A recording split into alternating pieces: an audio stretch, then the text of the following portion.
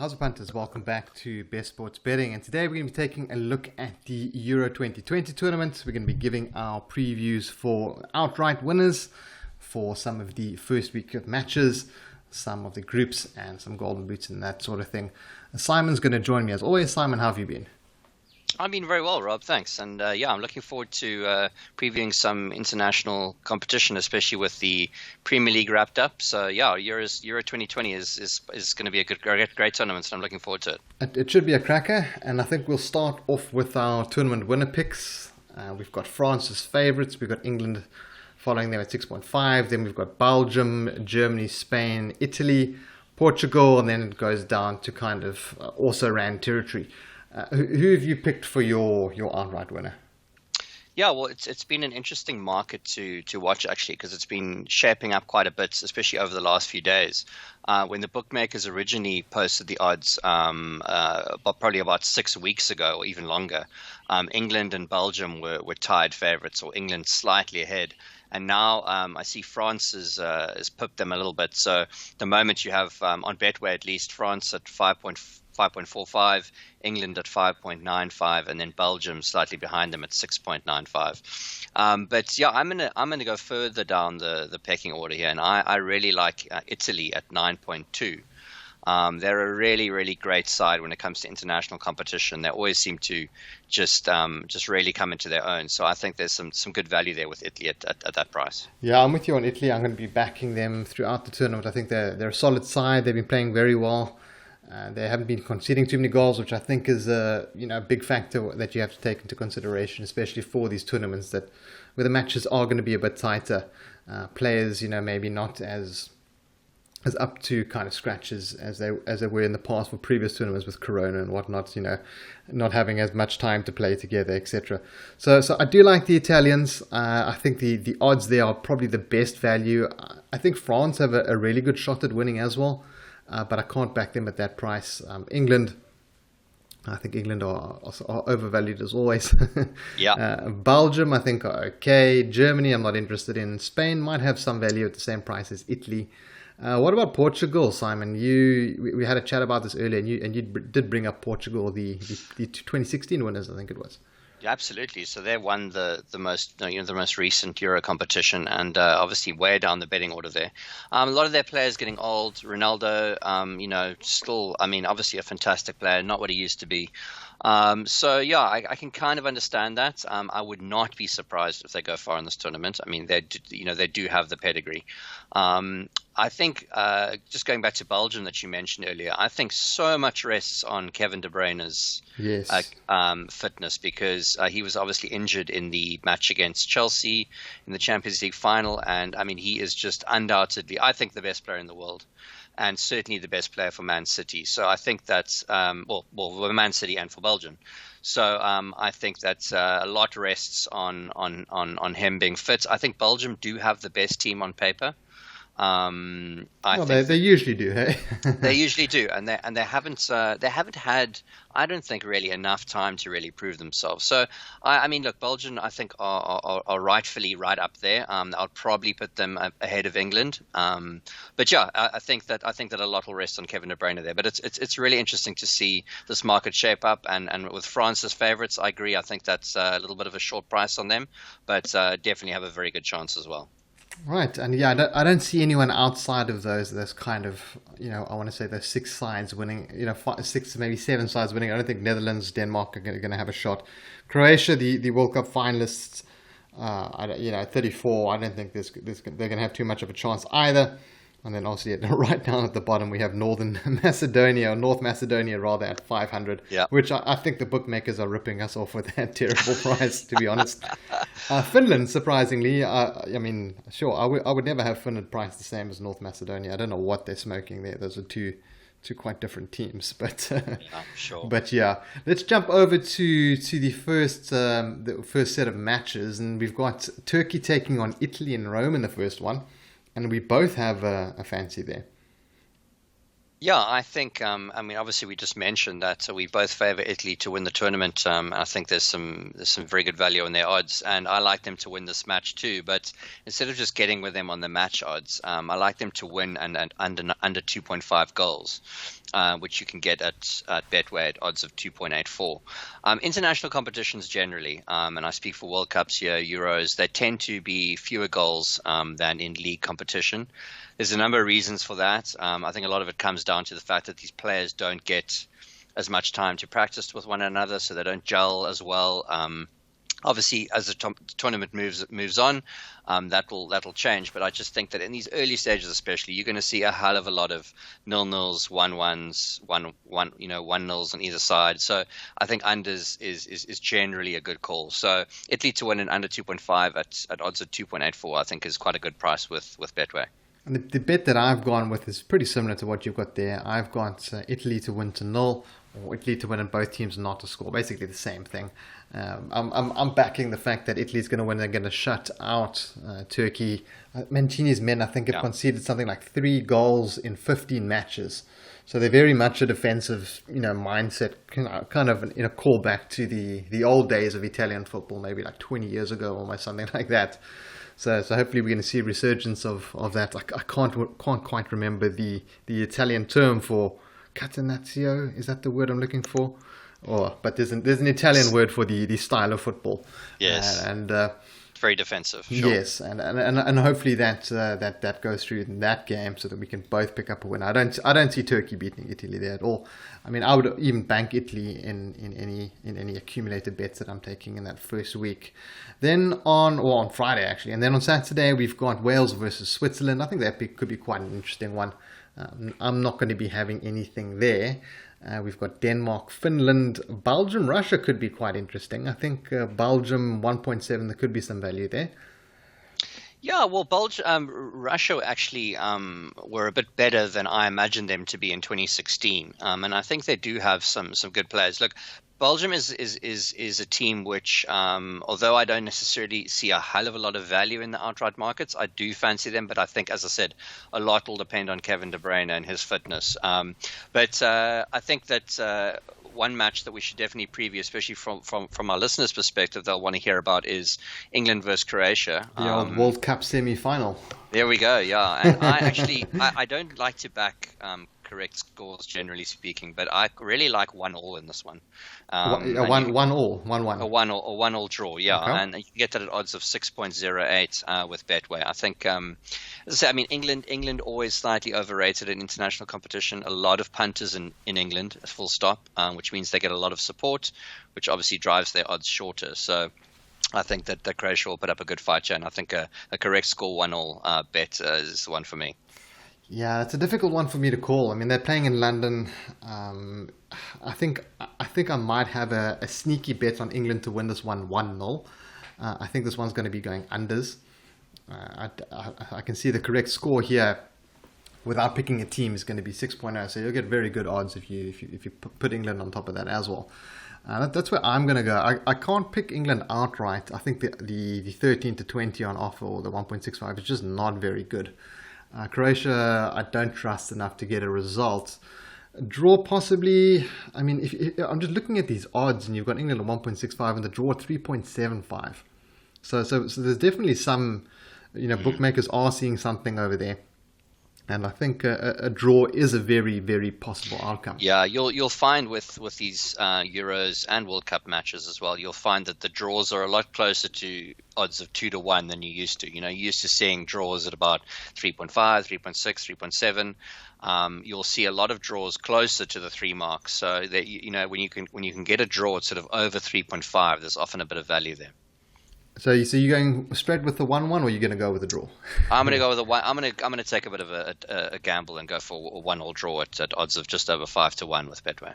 Nice. Well, you can get 7.5 over at Sportingbet, but don't tell Betway customers that. There you go. All right, let's jump over to some of the other matches. I don't think there were any other ones that kind of really caught my eye in the beginning. Obviously, the further on we'll go, we do find some. We have France, Germany. Yes. I think that's the last one before it gets a little bit too long, I think. And then the matches the groups start kind of playing each other, or the teams, rather should I say, to round 2. And France, Germany, I mean, France are 2.65 to beat Germany. I love that price. I'm sorry. I'll take that all day. Yeah, I mean, this is a very interesting one for a number of reasons. I mean, if you look at its group F. It's a group of death, yeah. The group of death. I mean, the bookmakers can hardly, decide between France and Germany as to who's going to progress if you look at the group odds. So, to have that game straight up in match week 1 is quite a treat. And there is a bet. I find it very hard to pick a winner here, but there is a bet that I like. I could see goals in this one. Yes. I'm not necessarily confident enough to go over 2.5, but I do like both teams to score at 1.78, and you might find it better. That's a great price. Yeah, I think that that there's definitely going to be goals in this one. If you look at recent encounters with the teams as well, they tend to both teams to score and overs. So I think both teams to score in this one looks a good bet. If I had to pick a winner, I would probably pick France, but this is a very tough one to call. Yeah, look, they are playing in Germany. They're playing in Munich, and that's another thing that I'm gonna mention over and over that you do need to factor in where they're playing. You need to check these. They're not these games are being played all around Europe. Yeah. So if you're seeing France play Germany, you think it's a neutral stadium. It's not a neutral stadium. Just make sure, because some countries are going to have home ground advantage. They are going to have some fans in there, which is going to be a big factor. I mean, especially if you're a footballer and you're playing in front of pretty much no fans for the longest time. And you suddenly got a crowd backing you. I think that's something to consider. But I think France are going to be too good for Germany here. I really like your both teams to score, though. I prefer that over my pick of France. I think I'm going to follow you on that one. And I like that 1.78 over on Sporting Bet. I'm only seeing 1.75 here. So, head over to Betway for that one. What do you think is going to happen in Group F? I think we can jump over to some of the group betting, unless you've got any other matches that you want to talk about. Absolutely, yeah. Well, I think that is definitely the hardest group to call. There's no doubt about that. And France are currently 2.3 with Betway to win that group. They are the slight favourites over Germany. And as I said, that is a very hard one to pick, but I think I would also probably go with France. But if I had to, out of the group predictions which I have here, I think my favorite would probably be a straight forecast for Group D, and that is England and then Croatia. So the straight forecast 1-2, you can predict not only who wins the group but the order of things. So I have England to edge out Croatia, and that's at 16 to 10. Yeah, 16 so I think to 10. Wow. Okay. Yeah, so that's for England to win the group and Croatia to come second. So that's pretty good. That would be my my best bet in the group stages. What do you think, Rob? Yeah, I can't look past that. I think Scotland could potentially cause a bit of an upset there. They're the kind of bogey team. The Czech Republic, it's not an easy group, to be honest. It's filled with competent footballing sides. It's not quite a group of death by any stretch, but none of them are, they're all capable of beating the other side on the day. And I haven't watched too much of Croatia recently. I haven't watched, especially Czech Republic. That's a side that I really don't know what to make of. Well, interestingly enough, a lot of people are backing them on the double chance. I've seen a lot of tipsters like their chances against Scotland in week 1. But there's one Group C prediction which I think is a nice bet, which you could potentially use to cover your stake on some other bets. It's quite a short price, but I think it's surely a near certainty, and that's North Macedonia to finish bottom of Group C. And you can actually get odds of 1.5, which was slightly bigger than I expected. I was expecting about 1.33 or somewhere around there, but you might even find a bigger price elsewhere. But that's at Betway at 1.5, so 5 to 10 for North Macedonia to finish bottom of the group. So I think that might be quite a nice potential banker bet. Yeah, that does look a solid bet. I mean, Ukraine aren't bad. Netherlands should win that group quite comfortably. So I think I'm going to agree with you on that one. Especially they are the tournament dogs, so that does seem like a decent punt. Then Group A, I'm probably going to go. That's a difficult one to call as well. That's like a mini group of death. I think that's probably the second hardest group to call. Like Italy should win that group, but Switzerland are a solid side. especially Wales as well, not bad. Turkey, not bad. So I'd have like Switzerland, Italy to win, followed by which one do you pick? I mean, Switzerland, Turkey, or Wales? That's not easy at all. It is tough. I want to say the Swiss, but Wales can also turn it on the day. My bet for this one would be, and again, not the most confident group bet I have, but I would actually bet on Wales to finish bottom. And I like the fact that you're getting over even money with that. You're getting 2.25. I just can't see, Gareth Bale having a big enough impact to push this team, to past not even past the group stages. I think that they'll finish rock bottom, and I think 2.25 is actually not a bad price on Wales ending up there. All right, and then Group B, I think that's the one we haven't touched on, or Group B and E. We're jumping around a bit, but we've got Belgium, Russia, Finland, Denmark. I think that one's fairly straightforward. I'm going to go with Belgium and Russia in that order. I've just noticed this Belgian price come down and down. I think that when I first looked at this market, Belgium were actually 1.9 to win the group, and now they're only 1.67, at least with Betway. So it's quite a short price now. But again, short. I think that they are rightful favorites. I don't think I would take them at that price. But as I said, again, I think that it's a very risky bet, not knowing the health or current status of Kevin De Bruyne at this point. And then Group E, we have Spain, we have Poland, Sweden, and Slovakia. I'm getting that. I'm not too familiar with Slovakia. Mm-hmm. And I'm going to go with Spain and Poland. Yes, so I was thinking about this one. I mean, Spain and Sweden or Spain and Poland. I think and I think Spain will certainly win the group, and I think it's going to be a tight jostle between Sweden and Poland. Poland are a very competent side. Sweden obviously traditionally a better football nation, but it's they're both, I think, will give Spain a run. But it'll be interesting to see who gets that second spot.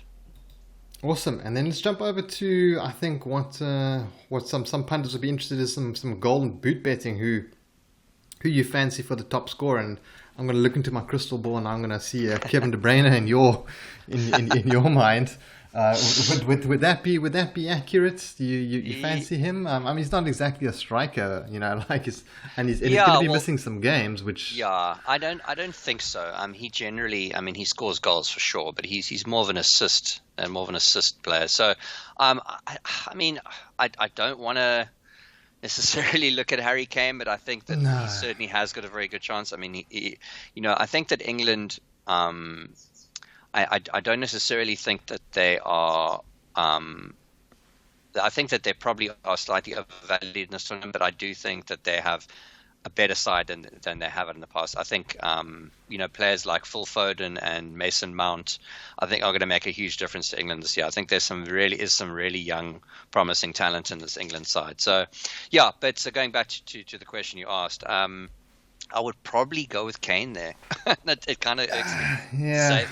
Nah, I get your thinking, and I want to agree with you, but he's the type of player he'll probably bang 3 away against Scotland or something, and that will be the golden boot decided in the right in the beginning, because I think it's between 3 and 6 goals is usually enough to have you competing for the golden boot, and what I like to do is I like to look at the groups, and I like to kind of find some key games where I think a side could really bang some goals away against like a really rotten side. Someone like Netherlands taking on Macedonia, you could see like a 5 or 6-0.